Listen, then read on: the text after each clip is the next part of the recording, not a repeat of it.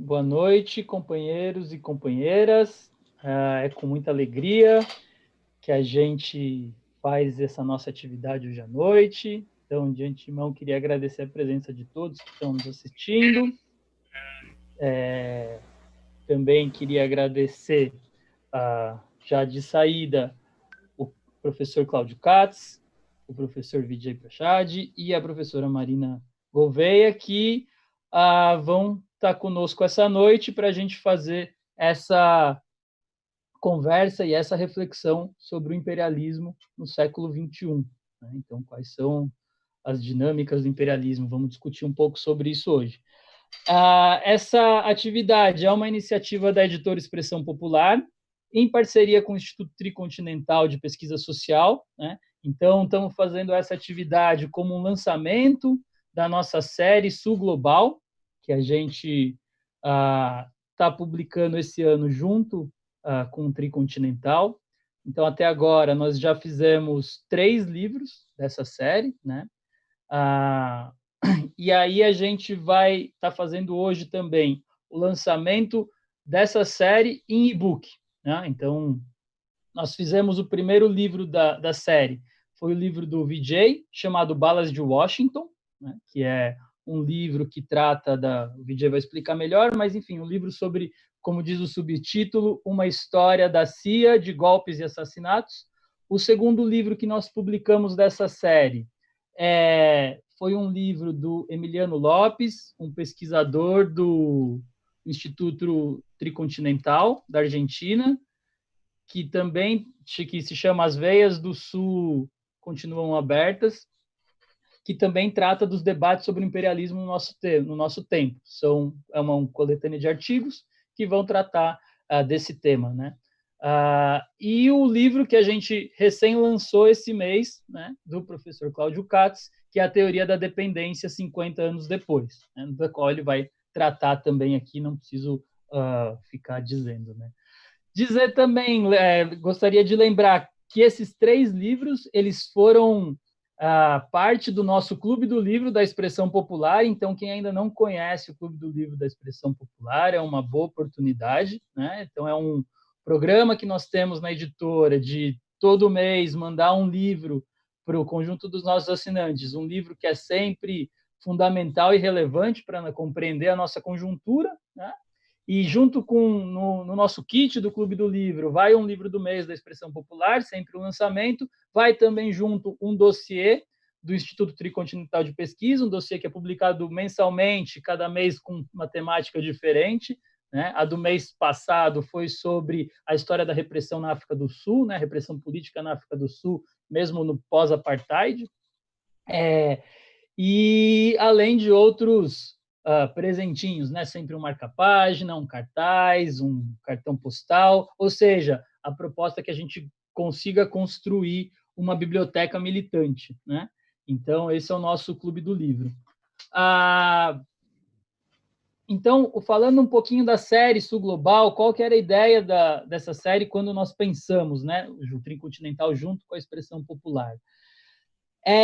Nossa tentativa é de conseguir trazer o debate sobre o imperialismo e sobre a dinâmica de acumulação do capital e das lutas de classe no século XXI, né, a partir dessa perspectiva que a gente denomina, às vezes, de sul global, às vezes numa perspectiva de geopolítica dos povos, né, mas que a gente consiga divulgar no Brasil a produção teórica que não é da produção hegemônica anglo-saxã, mesmo dentro do marxismo, né? Então, ou dentro das linhas críticas. Então, nós queremos trazer para cá autores que não têm publicações aqui no Brasil, né? Ou cuja publicação não tem sido muito divulgada. Então, a nossa proposta, junto com o Tricontinental, é que a gente consiga construir esse aporte teórico para entender o imperialismo desde essa perspectiva dos povos, dessa perspectiva anticolonial. Então, essa é a nossa série que nós estamos lançando hoje no nosso formato eletrônico, em e-book. Então, lá no nosso site da Expressão Popular, vocês já conseguem encontrar tanto os livros para serem comprados fisicamente, né, os exemplares, quanto também os arquivos de e-book. Então, quem quiser comprar hoje já recebe na hora, né, o e-book. Lembrar também para quem estiver assistindo, se puder, não, mas se puder, não, por favor, compartilhem, curtam a nossa página, deem um joinha, curtam as redes sociais do Tricontinental, da Expressão Popular, para a gente conseguir divulgar cada vez mais esse nosso esforço e para a gente conseguir se fortalecer na batalha das ideias. Então, sem mais delongas, eu queria brevemente apresentar os nossos 3 convidados aqui, né, que já são conhecidos de quase todos, imagino, mas sempre é bom uma apresentação. O Vijay, ele é historiador e jornalista e o diretor do Instituto Tricontinental de Pesquisa Social, né? E tem uma vasta produção no campo da política, nessa perspectiva anticolonial, né? Nós temos um outro livro do Vijay que publicamos no ano passado, que é A Estrela Vermelha sobre o Terceiro Mundo, que trata um pouco da história da Revolução Russa e o impacto dela nos países do Terceiro Mundo. E estamos também na perspectiva de editar outros livros do Vijay, né? Esperamos que em breve. O professor Claudio Katz, ele é professor da Universidade de Buenos Aires, né? Ligado ao CONICET, né? O Centro de Pesquisa CONICET, e tem também uma vasta produção nesse tema da dependência, do capitalismo latino-americano. Né? Do professor Cláudio, nós temos publicado um livro que é o Neoliberalismo, Neodesenvolvimentismo e Socialismo, né? No qual ele faz um balanço dessas 3 grandes correntes teóricas e políticas. Né? Esse livro nós publicamos em 2016. E agora, recentemente, com o livro A Teoria da Dependência, 50 anos depois. E a professora Marina Gouvêa, que é economista e professora da Universidade Federal do Rio de Janeiro, que também tem já uma contribuição larga e importante nesse tema da dependência, do imperialismo, né? E agora tem feito esse belo trabalho de divulgar a leitura do Marx através das lives dela, da leitura do Capital, né, que tem ajudado muita gente nesse tempo de pandemia. Bom, dito isso, sem mais delongas, queria então passar para o nosso primeiro momento, que vai ser um vídeo que o Vijay gravou para nós sobre o livro e que nós vamos exibi-lo aqui com legendas em português. Então, agora vamos ouvir a contribuição do nosso querido Vijay. Comrades, I'm very grateful to our friends in Espresso Popular for publishing my latest book, Washington Bullets. This is a book that I've been writing for most of my political life.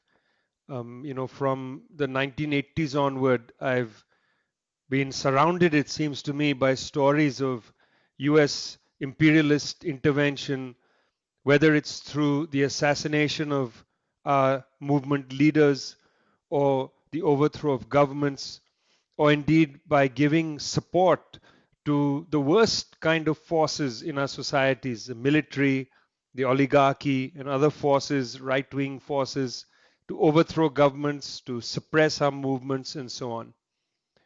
I've collected material over the years. In fact, my shelves heave with CIA documents from the International Monetary Fund, different kinds of coups done by force, such as by the CIA against Jacob Arbenz's government in Guatemala in 1954, or Mohammad Mossadegh's government in Iran in 1953, forceful overthrow of people who had been democratically elected, Salvador Allende in 1973, all the way out to Evo Morales, November 2019.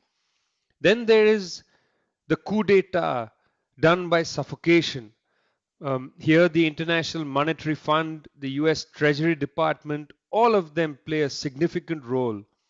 What we are seeing, for instance, with the sanctions regime against Iran, sanctions regime against Venezuela, these sanctions regimes, this what we call a hybrid war against these countries, is precisely a form of coup d'etat, regime change. So many words to describe this particular reality, which is an attack on the left with every instrument possible. I have reports from almost every country, Thailand, the Congo, and so on. I've written about these things in bits and pieces in my book, Darker Nations, which I know that Espresso Popular will publish later this year. I had catalogued some of this already. But I was struck hard, very hard, by the overthrow of our comrade, our brother Evo Morales, the president of Bolivia, in November 2019. I was impacted by what happened in Bolivia for a couple of reasons. Firstly, Bolivia is a wretchedly poor country where from the time of the arrival of the conquistadors right up to the election of Evo Morales, the country's people had been brutalized by conquest and by capitalism.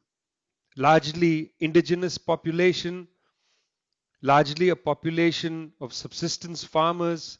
They saw their earth shattered, first to take out gold, then to take out tin, and now, of course, to take out more sophisticated things like lithium, like indium, and so on. Indium for our computer screens, lithium for batteries. A people brutalized for centuries finally found a tribute in Evo Morales Ayma and his political movement, the movement to socialism. Over the 14 years of Morales' government, the conditions of life for people had been much improved. That was the first thing. This was a successful government. It was a government that used the considerable resources of Bolivia not to benefit US and Canadian and European transnational corporations. No, no, no, not for them. Not for them, the resources of the Bolivian people. The resources of the Bolivian people were to go for the Bolivian people's well-being, for their good, to create a good life. That was the purpose of the Morales government. And indeed, social indicators across the board improved in Bolivia. It was an incredible feat. And for that itself, the way in which Mr. Morales and his government were removed is quite shameful. His government benefited the Bolivian people, did not deserve this kind of exit. That's the first reason I was quite shocked and moved, because for 14 years they had moved an agenda for the people. They had shown what could be done in a government, by a government with a socialistic orientation. The second reason I was very moved by what had happened in Bolivia was that while the coup was happening, we expected the Organization of American States, which is essentially, takes its orders from the US State Department. We expected the OAS to behave in the way that it behaved. We expected that. We expect the US government to behave in the way it behaves, the Canadian government. We expect the media, Western media, CNN and so on, to back the coup. We expect all that. We don't expect people of the left who might have had criticisms of Morales and the government, on environmental grounds and here and there on questions of this aspect or that. But to see people on the left come out there and defend the coup and say it's not a coup but an assertion of democracy, that to me was shameful. I was shocked by that. These two things, the actual record of the Morales government on the one side over 14 years, and secondly, the fact that people, sensitive people of the left, were defending the overthrow of Morales' government, shocked me. These two aspects led me to, at very quick speed, to put this book together. This book was written to remind an entire generation, more than one perhaps, to remind this generation of the way in which US imperialism operates. Because what happened in Bolivia in November 2019, and in fact before, to prepare for the coup, was very much like what happened to Jacob Arbenz in Guatemala in 1954. In the book, the middle section of the book is a 9-point manual in how to overthrow a government. 9-point manual.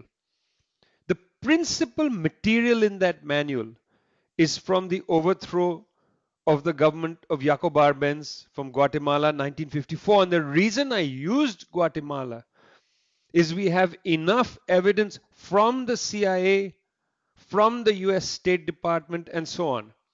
You don't have to use activist groups. We don't have to use speculation. We have them on record talking about how they did the coup. And when you compare what happened to Arbenz, when you see what happened to Chedi Jagan of Guyana, when you see what happened to Salvador Allende of Chile, and you put these together, you get essentially in what I consider the grammar of regime change, the elements of regime change, how to do it, a manual of regime change. That central section of the book should give people an understanding how this kind of operation takes place. Just so that the next time there is something like what happened to the Morales government in Bolivia, we can say, listen, let's stop. Let's consider. One of the elements of the manual of regime change is information warfare. It's very important for them to make the argument that what's happening is not a coup. It's not a coup. They'll say it's democracy asserting itself. The person who won an election, Mr. Morales, is the one who's not democratic. The one who won the election, Hugo Chavez of Venezuela, is not democratic. Nicolas Maduro of Venezuela, not democratic. The democratic person is the one, Anez in Bolivia, Guaido in Venezuela, who have never won an election to the presidency. And look at Bolivia now. For a year, they will not have an elected president. This unelected president is going to be portrayed by the CNN, New York Times media, and then repeated by the media in Spanish, in Portuguese, and so on, the Globos and whatever. They take their orders as well from the US State Department. All of them, essentially, will use this framework that over here is the person who won the election and they are undemocratic, and over here is the person who didn't win an election and they are somehow the paragons of virtue, the democratic people. My hope is that people who read this book will be armed with the knowledge of how this regime change operation takes place. That to me is a fundamental reason why I wrote this book, in response to the overthrow of Evo Morales Ayma and his government, and in the hope that a generation will once again learn the actual way in which imperialism functions. It's important to say that imperialism isn't just an attitude.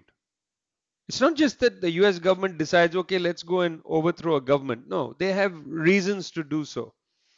And I just want to give you a few of those reasons.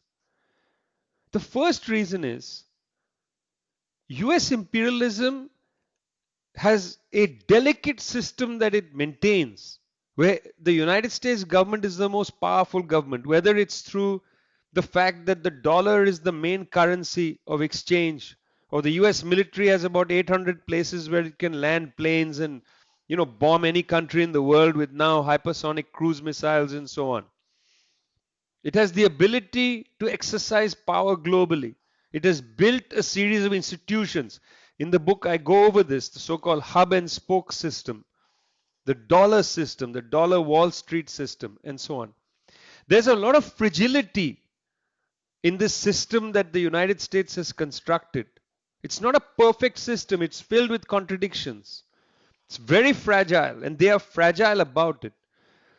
They need to exercise power information power to capture the way information functions, economic power, even financial power, perhaps through sanctions or through, getting you to, forcing you to follow the International Monetary Fund, agreements and so on, cutting against healthcare and things like that, weakening your own states so that your state doesn't have the capacity to stand up to the United States government.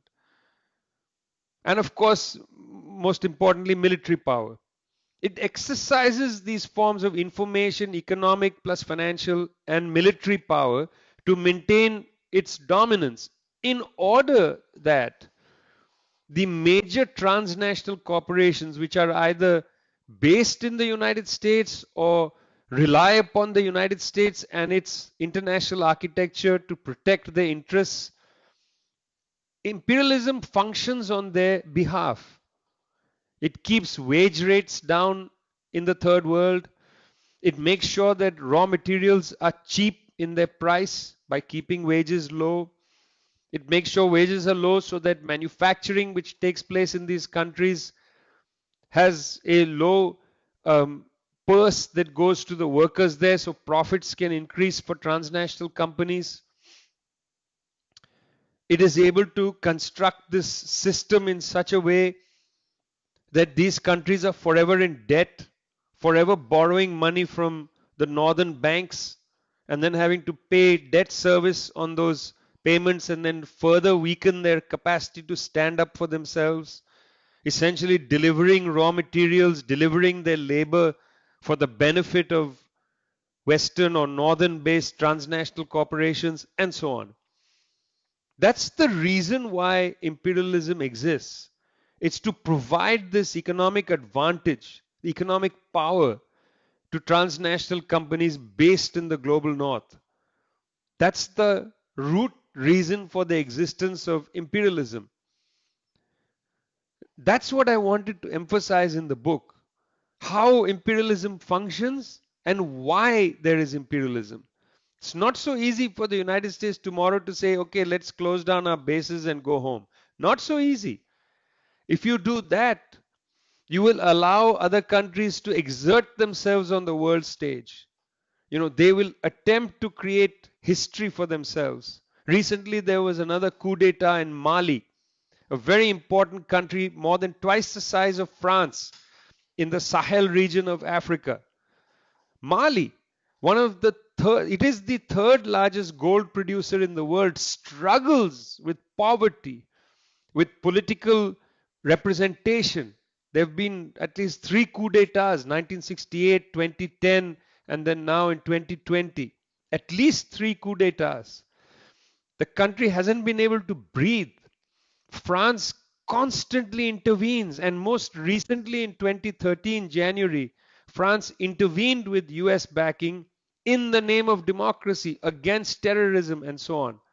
France has restarted its bases in Mali and across the border in Niger. The United States has the largest drone base in the city of Agadez. Just north of Agadez is the city of Arlit. In Arlit, the French have an enormous mine. They mine uranium. That uranium is used by French energy companies, also used in nuclear bombs. So the French and the United States have bases in the Sahel region of Africa. Not there to bring democracy, but to maintain the power of Canadian mining companies like Barrick Gold, which mines the gold in Mali, to maintain the power and control over uranium from the town of Arlit in Niger. That's why they are there in the Sahara, in the south of the Sahara, in the Sahel region. The presence of the United States and France is the enduring consistency of imperialism from its origins centuries ago till now. Anytime anybody tries to lift their head up, as Thomas Sankara did in Burkina Faso, which borders Mali, he was assassinated in 1987. He comes to power in 83, killed in 87. In Mali itself, Alpha Omar Konare wins an election in 1992. He's a Democrat, he's a liberal, he's not a Marxist. He asked the United States and Britain and says, look, Mali has a $3 billion debt. Can you help us get some forgiveness for the debt or cancel the debt or something? We can't afford to pay to service this debt because then I cannot build up educational institutions in Mali. I can't build up hospitals. And the more the state collapses, the greater chance of insurgency and the rise of various Al-Qaeda groups and so on. He's telling the West this. And instead they send the IMF in. You see, it's another form of coup. It's an economic coup. Sometimes you don't need to send in the tanks if the banks do the job for you.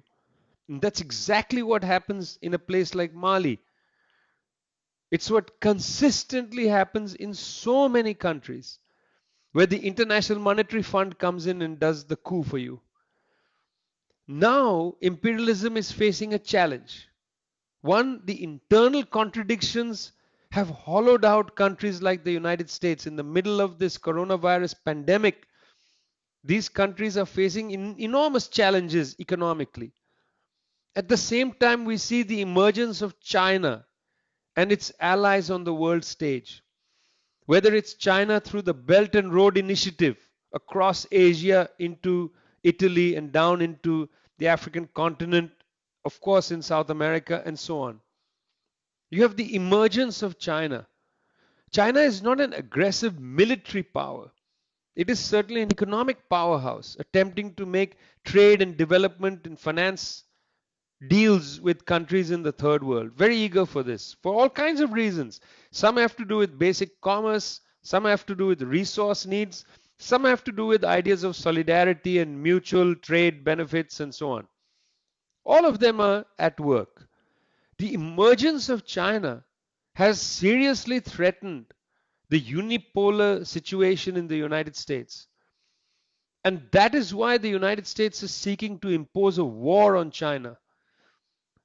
It's very important that all of you go and look at the No Cold War website, nocoldwar.org.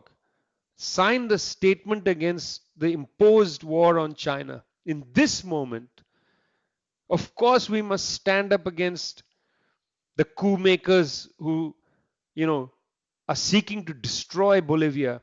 We must stand up against this sanctions form of coup that they are attempting in Venezuela and Iran and other places, North Korea and so on. We have to stand up also against these IMF-induced coups that have taken place, these IMF coups that have taken place in so many countries. We have to stand up against that. But more than anything else, for the sake of humanity, you must oppose this US-imposed war on China. My book is called Washington Bullets. It refers to a song by the English post-punk band called The Clash. It's one of my favorite bands. It's a superb song. I hope you'd listen to it. Washington Bullets are not free. At the opening of the book, I say that what's the price of a bullet? The price of the bullet, the payment to the assassin, price of the taxi ride, the journey, the hotel room, and so on. But the greatest price of Washington Bullets is not paid to take care of the assassinations, the coup d'etats, the regime changes, and so on. The greatest price of Washington Bullet is paid by the people. Always stand with the people. If you stand with the people, you stand with humanity. Our principal contradiction these days is the contradiction between imperialism and humanity. I hope you will always stand on the side of humanity. Thank you very much.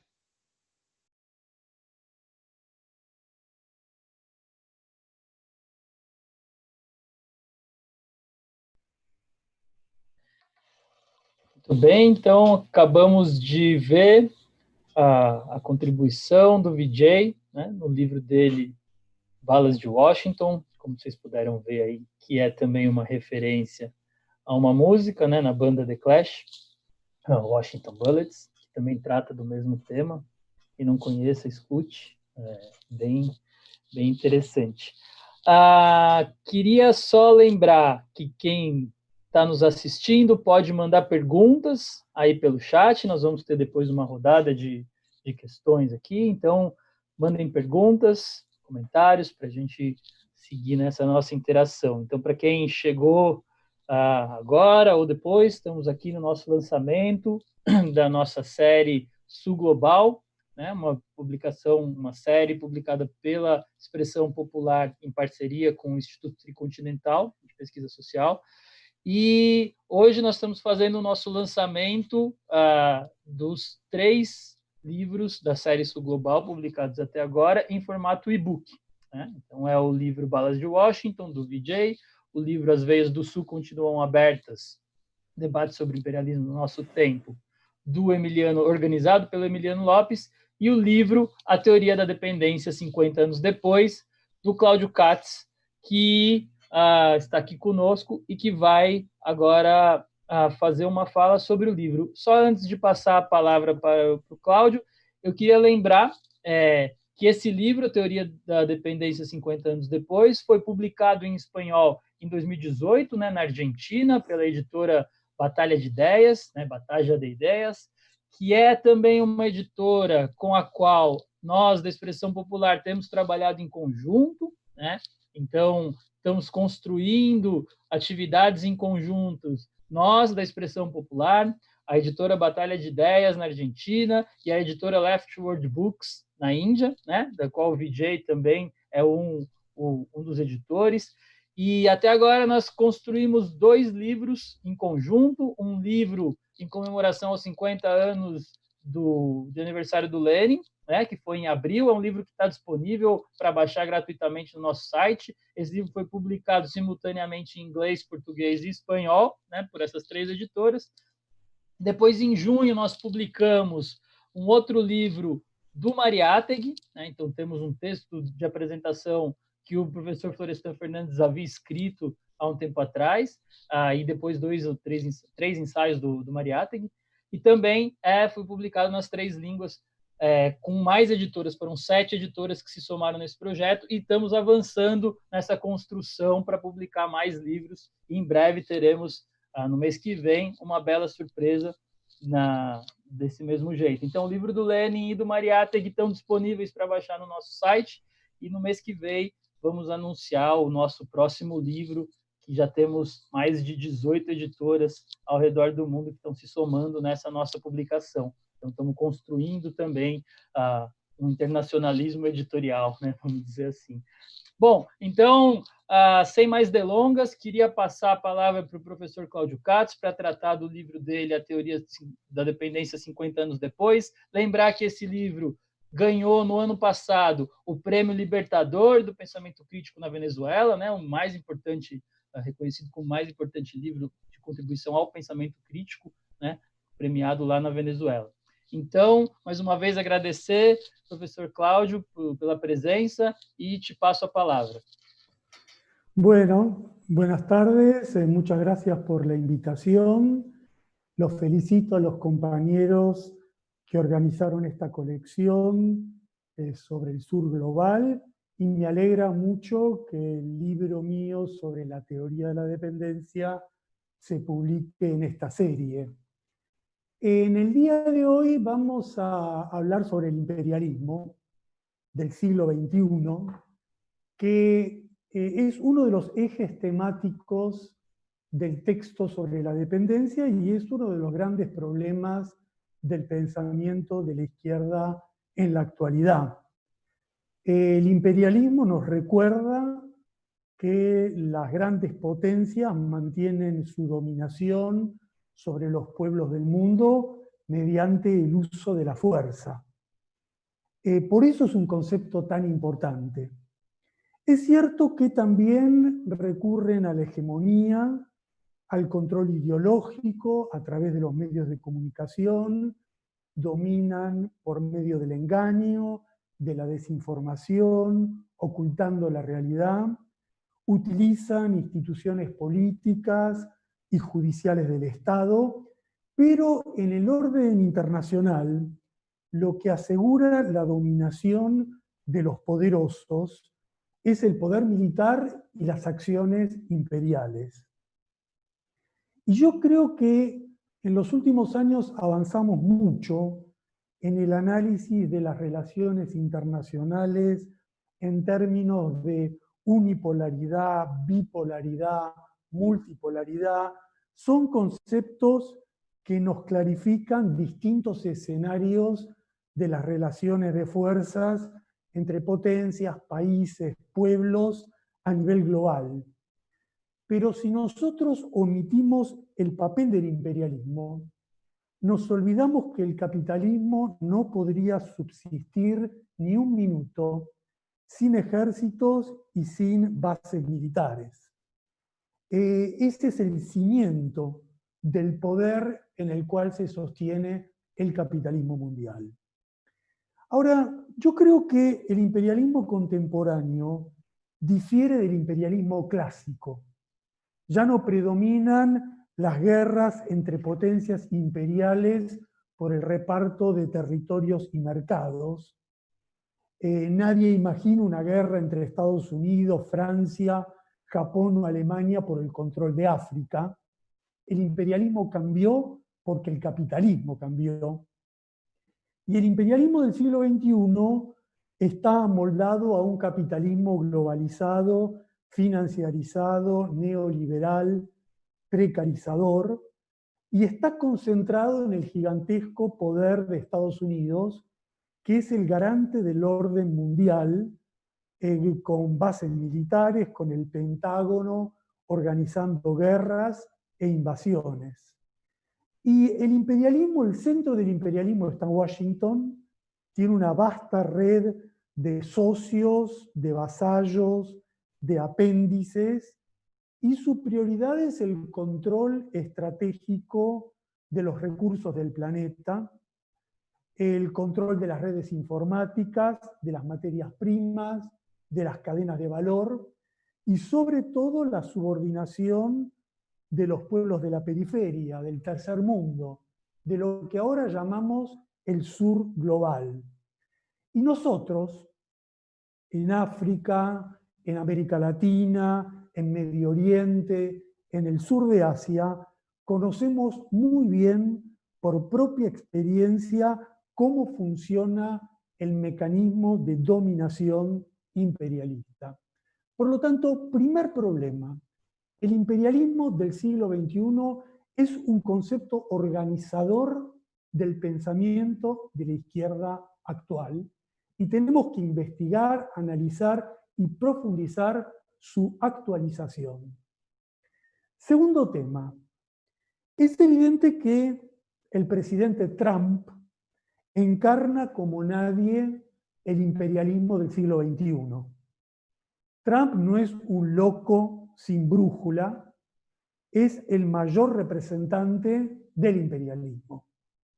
Y tiene un proyecto muy definido de utilización del poderío geopolítico militar de Estados Unidos para recuperar liderazgo económico que perdió Estados Unidos.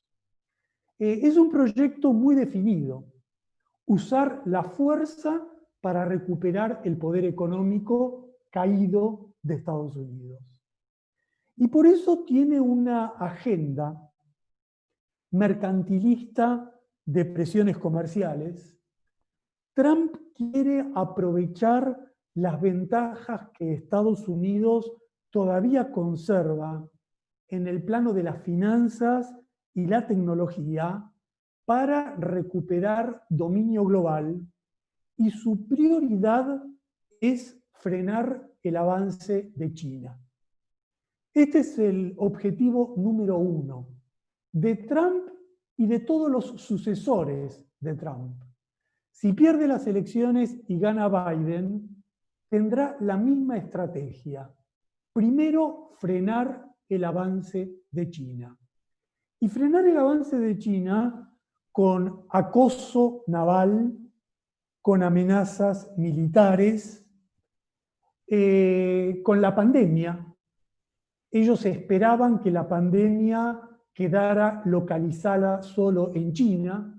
Cuando se extendió en todo el mundo, empezaron los disparatados argumentos sobre la culpabilidad de China en el coronavirus, y las denuncias que hace Trump sobre la responsabilidad de China en la pandemia forman parte de esta campaña imperialista contra China por parte de Estados Unidos.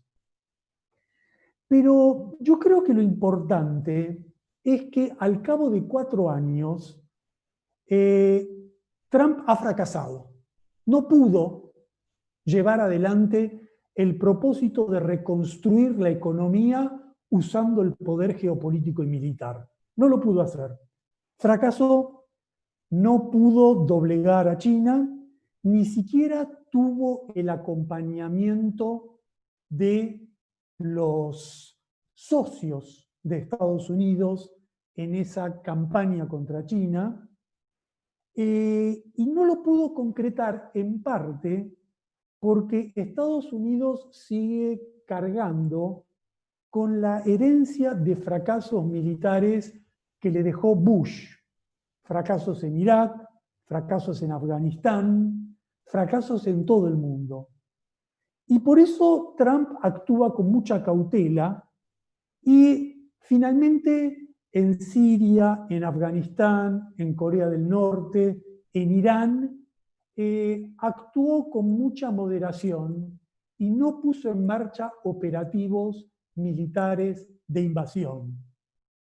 Y ahora concluye su mandato en un escenario de fracaso mayor, porque enfrenta la gran contracción de la economía, una gran rebelión de los afroamericanos y un manejo desastroso y criminal de la pandemia.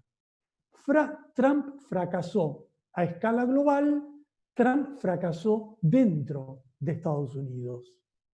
Y los mismos resultados se extienden a América Latina.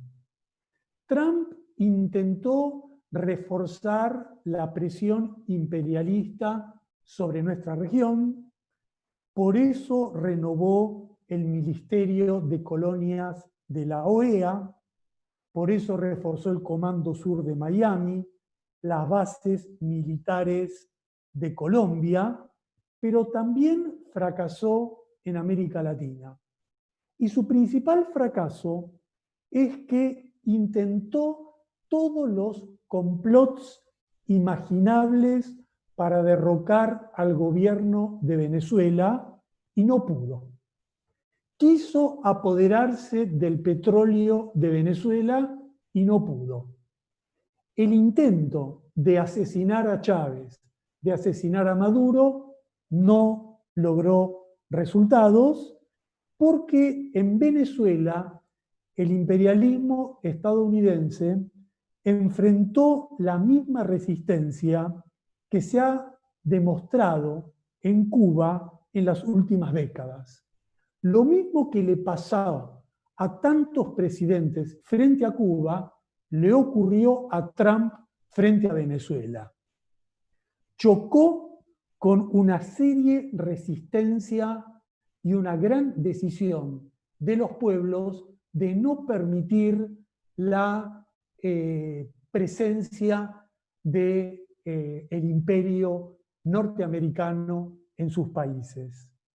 Y Trump no tuvo condiciones para repetir las invasiones que otros presidentes norteamericanos hicieron en Granada, en Panamá, en Haití.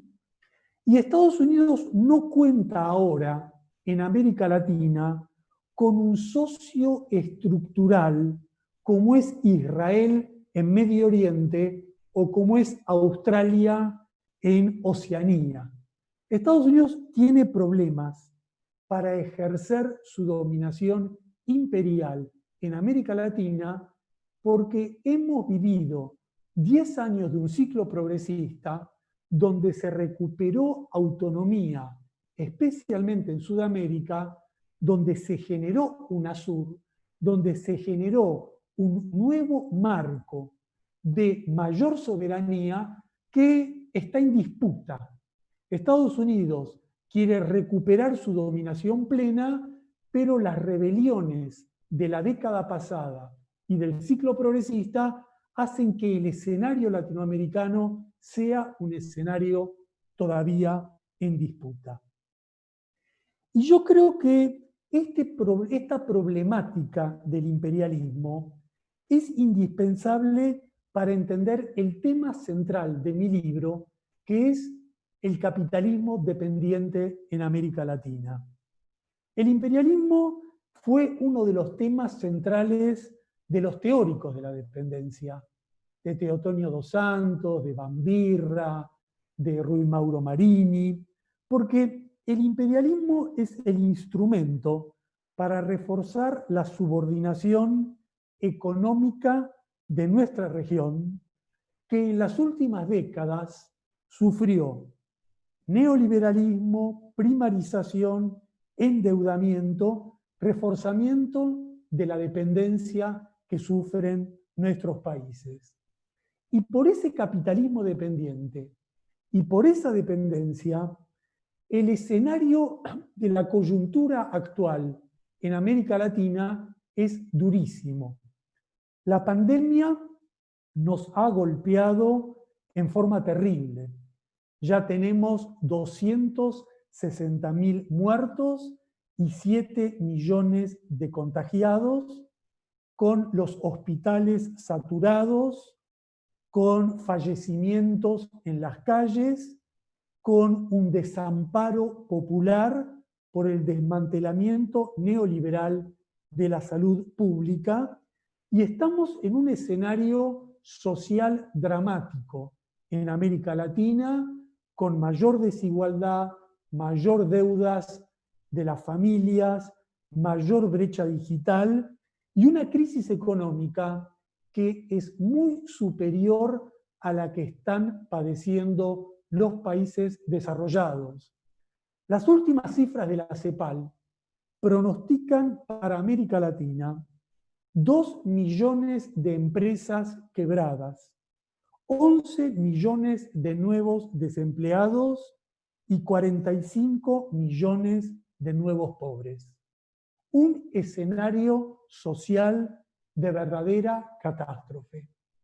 Y por eso la derecha es muy consciente del durísimo escenario que afronta América Latina. Y la derecha va a intentar mantener la restauración conservadora con sus gobiernos cada vez más autoritarios y cada vez más represivos.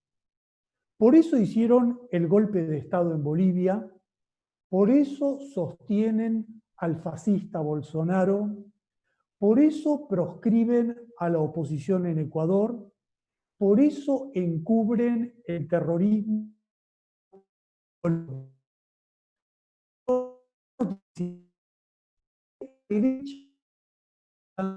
Una crisis en todo su liderazgo, especialmente en Colombia, Chile y en Bolivia, mientras que en el campo popular se afianza la resistencia antiimperialista que, como demuestra Venezuela, da resultados.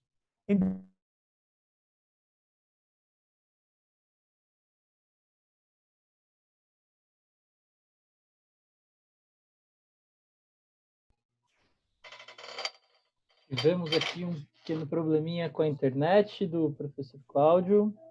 ¿Estamos de nuevo? Pronto. Oi, Cláudio, sim. ¿Escuchan? Sim, ¿Escuchan? sim. ¿Volvemos? Sim. ¿Retornamos de Sim, nuevo? por favor. Uhum. Bueno, estaba concluyendo que la derecha en América Latina intenta mantener sus gobiernos con la represión, pero la buena noticia es la resistencia que en Venezuela dio frutos. Evitaron allí la repetición de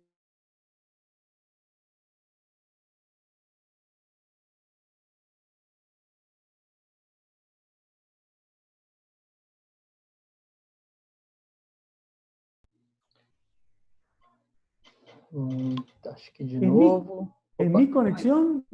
Sim, acho que é a sua conexão, Cláudio. ¿Es mi conexión o es un...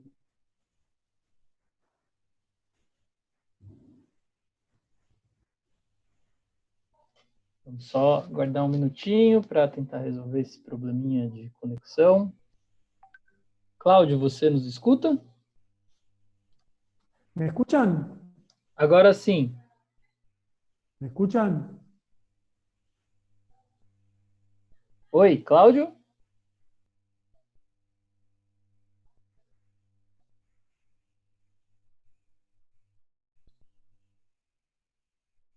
Vamos só aguardar mais um segundinho para ver se a gente consegue restabelecer a conexão com o Cláudio. Não, nós podemos retomar depois a fala com ele. Cláudio, você...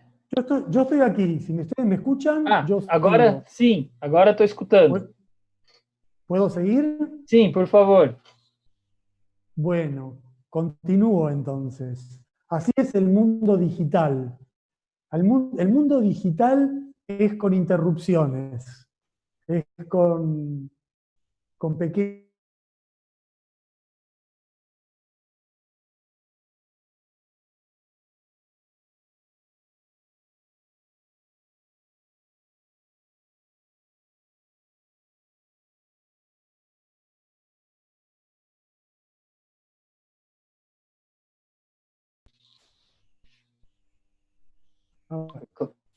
Cuando quieran, me avisan, yo intento continuar. Oi, Cláudio, tá cortando bastante. Yo escucho, pero no sé si ustedes me escuchan a mí. Agora sim, agora escutamos. Bueno, vamos a intentar retomar. Vamos a intentar.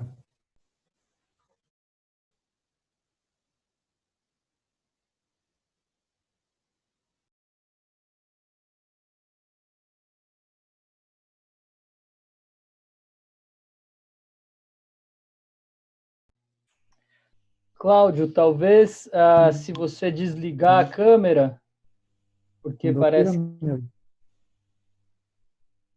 Talvez se você desligar a câmera, a gente te escute. Acho que está com essa instabilidade.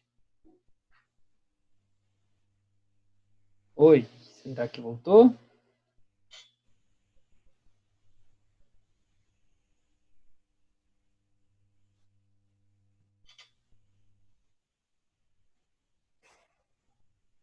Cláudio? Sí, estoy acá. ¿Quieren que siga? Sim, se você puder desligar a câmera, talvez melhore por causa da internet. Desligué la cámara.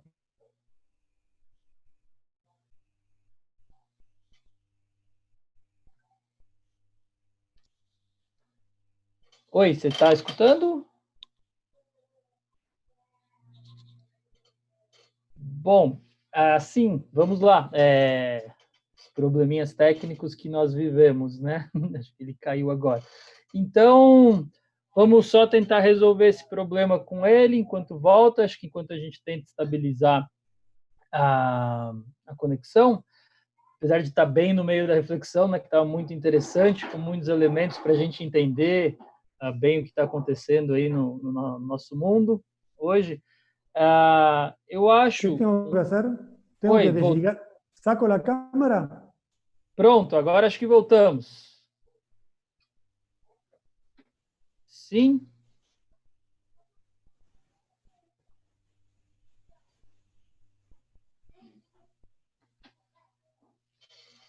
Cláudio, propõe o seguinte, então, para a gente conseguir avançar, enquanto a gente resolve a questão da internet, acho que a gente poderia, então, passar para a Marina a fala, a Marina poderia fazer a fala dela, e depois a gente pode retomar a fala com o Cláudio, né? Apesar da gente ter esse probleminha de estar bem no meio da fala, talvez seja melhor para a gente conseguir estabelecer a conexão melhor. Então, tem desses problemas ao vivo, né? Mas tá ótimo, vamos seguindo. Estava muito boa a reflexão do Cláudio, então para a gente conseguir garantir que a gente tenha uma boa compreensão, a gente faz essa mudança. Bom, então queria passar a palavra agora então para a professora Marina, né, que é a professora da UFRJ de economia, economista, né, na verdade da faculdade da Escola de Serviço Social, e a aparição da Cecília aqui do meu lado, e dizer que a Marina, ela tem né, bastante acúmulo nesse debate também da dependência, e que ela contribuiu conosco no ano passado. Nós fizemos a edição de um livro justamente do Rui Mauro Marini, que o Cláudio falava um pouco, né? Um livro do Marini sobre a Revolução e a Contra-Revolução no Chile, na qual ele vai analisar os processos pós-golpe, né, no Chile. E a Marina fez um texto de orelha para nós, para essa publicação que nós fizemos no ano passado. Então, sem mais delongas, queria passar já a palavra para a Marina. Olá,